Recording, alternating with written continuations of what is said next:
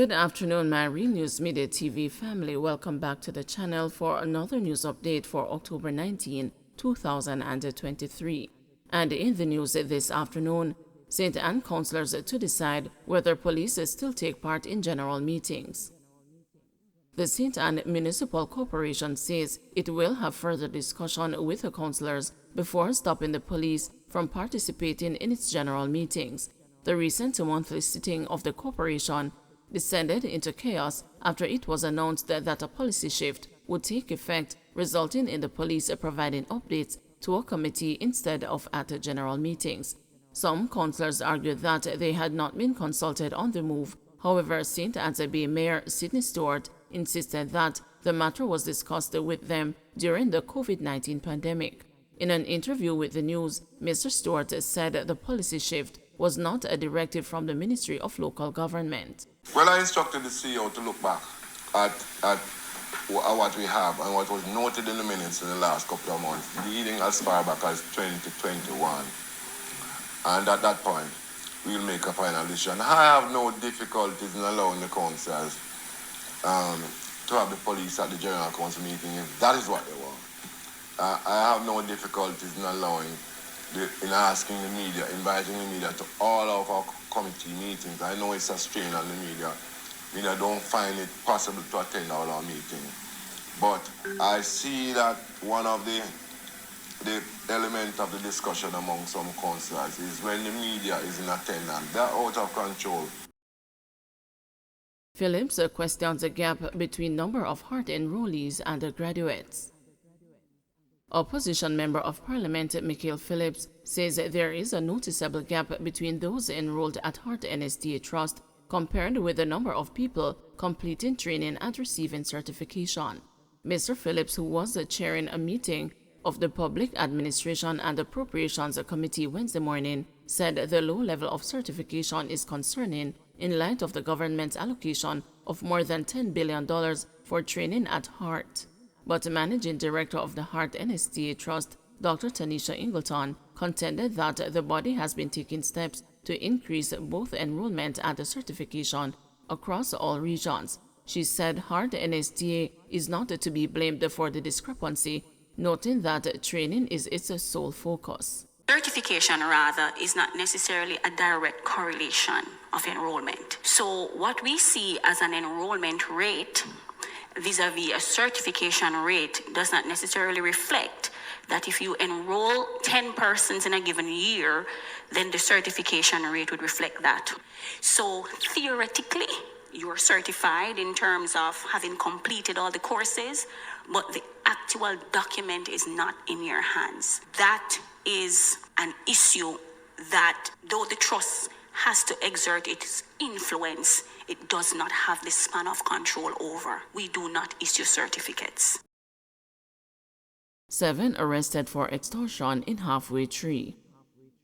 7 men were arrested in Halfway Tree, St. Andrew on Wednesday after personnel from the Public Safety and the Traffic Enforcement Branch continued operations at Transportation Streamline, where extortionists of private passenger vehicle operators within the corporate area are targeted.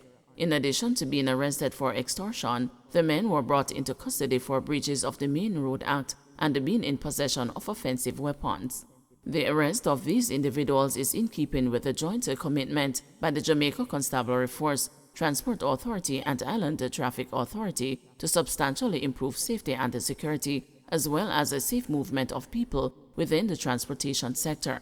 These operations will be conducted across the entire island.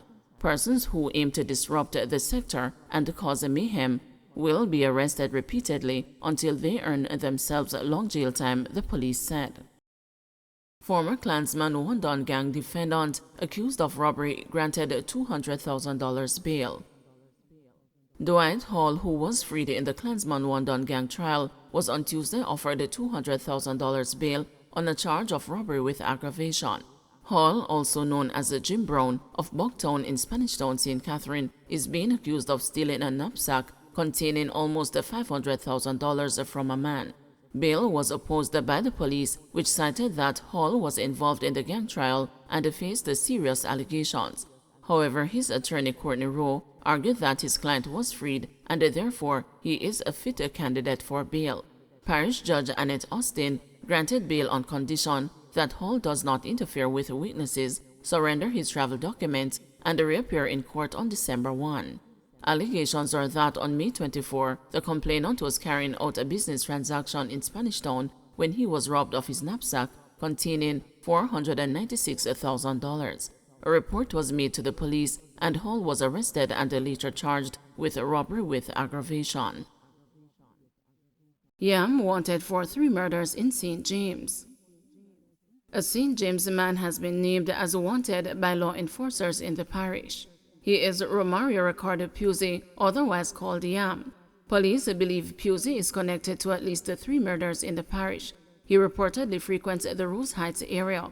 Law enforcers are asking anyone with information on the whereabouts of Pusey to contact the Montego Bay Police at 876-979-8452, the Crime Stop at 311, the National Intelligence Bureau at 811, or the nearest police station. Woman killed and a man injured in Mandeville crash. A woman succumbed to injuries she sustained and a man has been hospitalized following a motorcycle crash on Old Greenville Road in Mandeville on Wednesday night. Relatives identified the deceased as Jody K. Young, otherwise called Angel, a resident of Belfield in Manchester. Preliminary reports are that the crash happened about 7:45 p.m. Young is said to be the pillion on the motorcycle and the man as the rider. He is reportedly employed as a courier.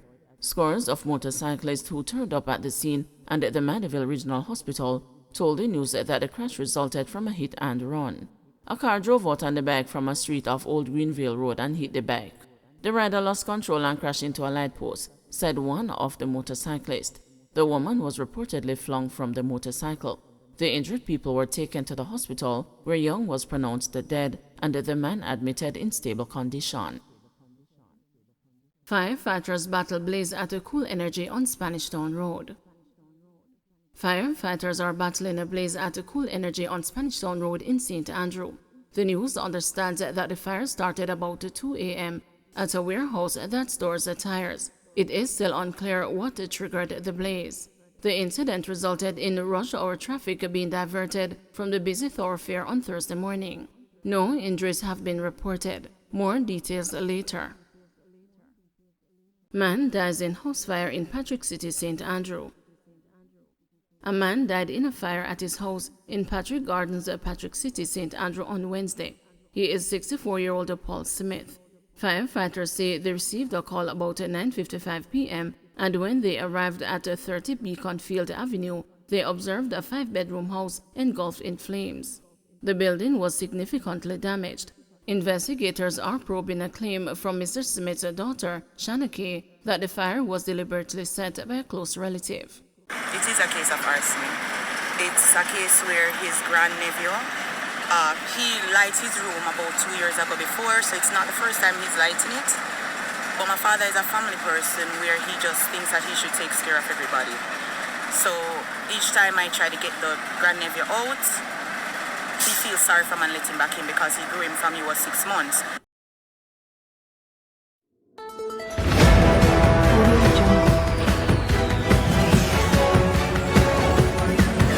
Audio